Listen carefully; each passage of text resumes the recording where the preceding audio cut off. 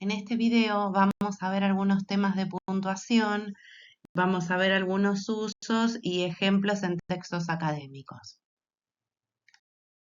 El primer signo que vamos a ver es el punto. Es el signo de puntuación que utilizamos para definir, para separar oraciones que tienen un sentido completo, ¿sí? Es decir, la idea de idea cerrada. Y hay tres tipos de punto. Por un lado, el punto seguido, ¿sí? El punto seguido lo usamos para separar oraciones dentro de un párrafo, es decir, que siguen un tema. Vamos a ver un ejemplo. En este fragmento de la introducción dice así: el desciframiento de las escrituras antiguas es una de las invenciones humanas más importantes. A través, punto seguido, ¿no? A través del conocimiento de la historia de los pueblos, hemos podido hacernos una idea precisa de la génesis de nuestra civilización.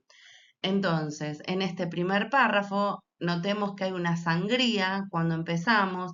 Siempre los párrafos en los textos académicos empiezan con sangría y se continúa luego a punto y aparte, que es este margencito en el que está la flechita. Y bueno, ¿por qué usamos punto seguido acá? Porque estamos hablando del desciframiento de las escrituras y un tema relacionado con esto, ¿no? En las invenciones humanas y la relación de ese desciframiento con nuestra civilización. ¿eh? El segundo tipo de punto es el punto aparte. Este punto aparte, ¿cuándo usamos punto y aparte? Cuando cambiamos de tema. ¿Sí? Se sigue desde podemos seguir la misma idea, pero desde una perspectiva diferente. Vamos a volver al ejemplo. Nosotros en el primer párrafo hablamos del desciframiento de las escrituras, ¿no? Y luego del conocimiento de esas escrituras en relación con la civilización. Punto aparte. Los sistemas de escritura se originaron hace unos 5.000 años tras la evolución de los dibujos hacia formas logográficas en Asia Menor. Posteriormente, la escritura fue silábica hasta Grecia, donde ya encontramos un verdadero alfabeto. Punto aparte nuevamente, la historia de la escritura. Entonces, fíjense, desciframiento de las escrituras, sistemas de escritura y la historia de la escritura. Cuando vamos, digamos, cambiando esos subtemas, ahí usamos el punto y aparte. Y por último, el punto final es el que indica que el texto ha concluido, que terminó. Segundo tipo de signo que vamos a ver es la coma. Es el signo de puntuación que escribimos inmediatamente después de una palabra o de un signo que la antecede. Y va separada siempre por un espacio de la palabra que sigue, ¿no? En general indica una pausa breve dentro del enunciado, aunque esta idea de pausa es problemática. ¿Por qué? Veamos un ejemplo. Si yo leo este mismo fragmento que tenemos acá, dice así: la coma es un signo de puntuación que se escribe inmediatamente después de la palabra o del signo que la antecede. En este caso, luego de coma, que es el sujeto de esta oración, el verbo es, yo hago una pausa natural. La coma es un signo, hay una pausa, y sin embargo no se puede usar coma luego del sujeto. Entonces, guarda con esta idea. Nosotros vamos a ver los usos concretos de la coma, ¿sí? Es decir, cuando estamos obligados, obligadas a usar coma. Bien, un primer uso de comas es para distinguir sentidos posibles dentro de un enunciado. Por ejemplo, me gustan las margaritas, no las rosas. ¿Sí? Ahí tenemos un sentido que yo señalo, me gustan. Ahora, me gustan las margaritas, no, las rosas. Ahí el uso de la coma lo que va a hacer va a diferenciar sentidos en los dos enunciados. El otro uso de la coma tiene que ver con la posición, ¿no? Cuando complementamos el nombre, un nombre, con una función explicativa, sí que eso es la posición, va entre comas, ¿sí? Vamos a ver un ejemplo. El lingüista Ferdinand de Saussure, el fundador del estructuralismo, dio clases en la Universidad de Ginebra hasta 1911. Entonces acá en este ejemplo vemos que esa explicación, esa posición que aclaramos quién es Ferdinand de Saussure, el fundador del estructuralismo, esa es la posición, va entre comas. Otro ejemplo de uso obligatorio de comas es el caso de los vocativos, la palabra que usamos para llamar a alguien, a la segunda persona, ¿no? Entonces, cuando nosotros decimos, por ejemplo, Luciana, ahí estamos llamando por el nombre, tenemos que usar la coma, va separada, marcando que es un vocativo, ¿no? En el caso de las cartas o de los mails, ahí no va, porque no es un vocativo. O sea, ahí van 2 puntos. Querido Juan, no ponemos coma, sino ponemos 2 puntos abajo. ¿Cómo estás? Otro ejemplo, señor administrador, 2 puntos y bajo, los abajo firmantes solicitamos, pipipi. Pero el vocativo, digamos, es cuando llamamos, que tiene más que ver con lo coloquial. En un mail, en una carta, cuando usamos este tipo de vocativos, va a 2 puntos, no usamos las comas. Otro uso obligatorio de la coma es el uso en las enumeraciones, para separar elementos dentro de un enunciado. Tenemos 2 tipos de enumeraciones. Las enumeraciones exhaustivas, que finalizan con el i, es decir, yo cierro. Por ejemplo, vinieron hombres, mujeres, adolescentes y niños. Cerré esa enumeración, es decir, detallé todos los elementos que quería. Y hay otro tipo de enumeración que se llama la enumeración incompleta, que la podemos cerrar con puntos suspensivos, con punto o con etcétera. Pero eso lo que estamos señalando es que sigue, ¿no? Por ejemplo, había todo tipo de comidas, papas, carnes, cereales, frutos, etcétera. Ahí podría terminar en esa enumeración incompleta con puntos suspensivos, con entre otros, ¿no? La idea es que había más cosas. Yo enumero algunas, pero queda abierta esa numeración, ¿no? Bueno, vamos a ver en el ejemplo, en este texto académico, nosotros decimos así. En efecto, según vemos a través de la historia de la escritura, los sumerios escribían los nombres de sus productos de exportación en etiquetas o carteles de barro adosadas a paquetes. Su escritura cuneiforme estaba formada por signos correspondientes a objetos, personas, ideas, etc. Acá vemos un tipo de numeración incompleta, ¿sí? Bien. Y el otro ejemplo es la coma para efectuar aclaraciones en un enunciado. Es siempre que yo incluyo una aclaración, necesitamos usar la coma. El ejemplo, todos mis compañeros, incluidos mis mejores amigos, vinieron a mi cumpleaños. Otro uso de la coma tiene que ver con los conectores, ¿sí? Los conectores, recordemos, son palabras que establecen conexiones entre los distintos elementos del texto. Entonces, pueden conectar partes de una misma oración o 2 oraciones. Los conectores, a grandes rasgos, pueden ser aditivos, cuando suman, agregan, además, también, asimismo. Pueden ser opositivos, cuando marcan una oposición entre los elementos, por ejemplo, por el contrario, en contraste. O pueden ser consecutivos cuando establecen relaciones entre los elementos, relaciones de causa-consecuencia, ¿sí? Entonces, en consecuencia, por lo tanto. Y estos conectores pueden estar al comienzo o en el medio de la oración o también al final.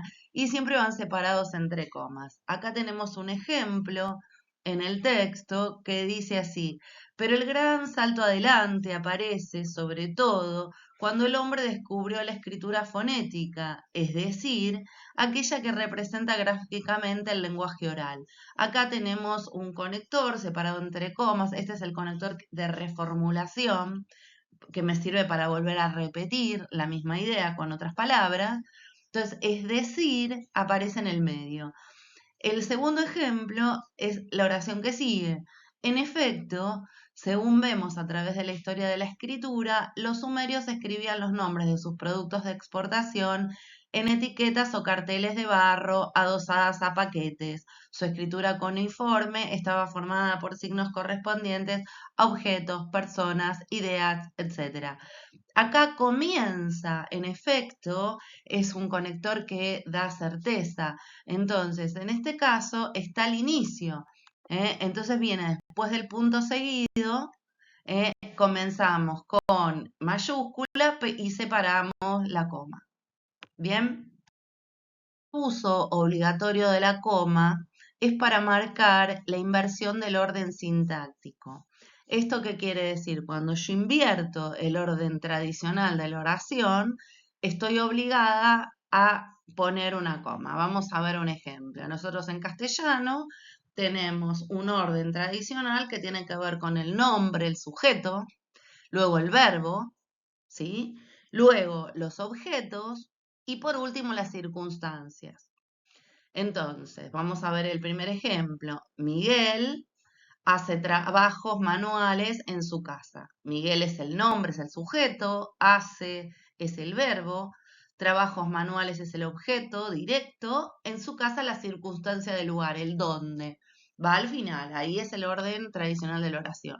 Pero ¿qué pasa? Los hablantes muchas veces queremos poner el foco, marcar la importancia de algo. Entonces, ¿qué hacemos? Traemos adelante alguna parte de la oración que va atrás tradicionalmente. Entonces, en el ejemplo que hacemos, lo más relevante en este enunciado es el lugar donde hace los trabajos Miguel.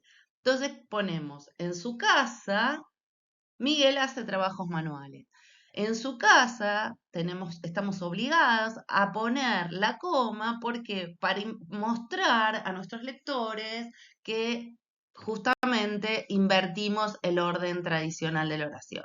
Es decir, ahí lo que hacemos es poner el foco en el dónde.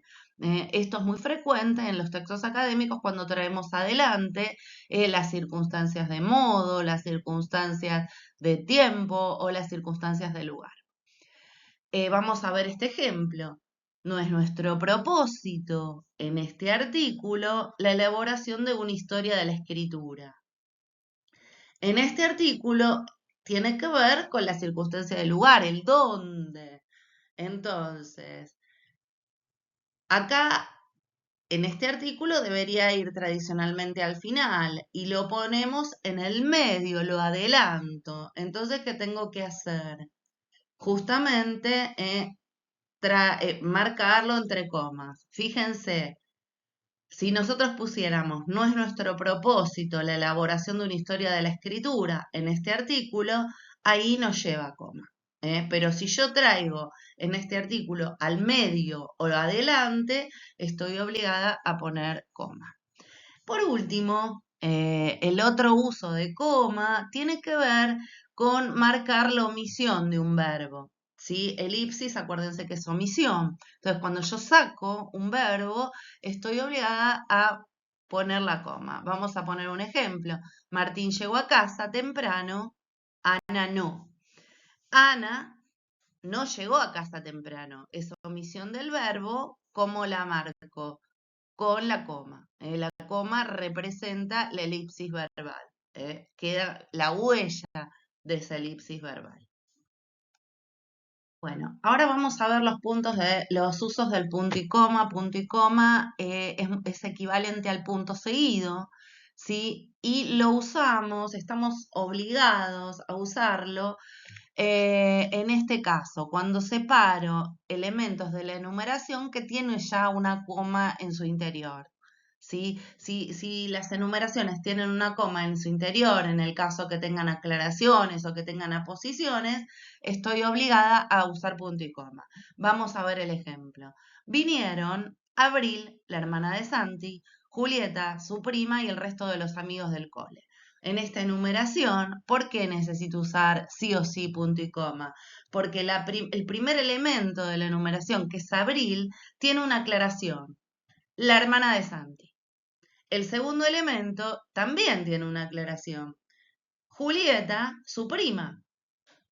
Entonces, ahí como dos de las aclaraciones tienen una coma en su interior, dos de las enumeraciones tienen una coma en su interior, necesito usar sí o sí que justamente punto y coma para separar esos elementos. Entonces vinieron Abril, la hermana de Santi, punto y coma, Julieta, su prima, punto y coma, y el resto de los amigos del cole. Ese es el primer caso. El segundo caso de uso de punto y coma es para separar oraciones sintácticamente independientes, pero que están relacionadas por su significado. Yo ahí podría usar también el punto seguido, pero por alguna cuestión me interesa más que se vea esa asociación, esa relación de significado. Entonces, ¿qué hacemos? Usamos punto y coma en lugar de punto seguido. Vamos a ver el ejemplo. Vienen a visitarnos a menudo. Yo les agradezco su interés por nosotros. Esas son dos oraciones que tienen dos sujetos.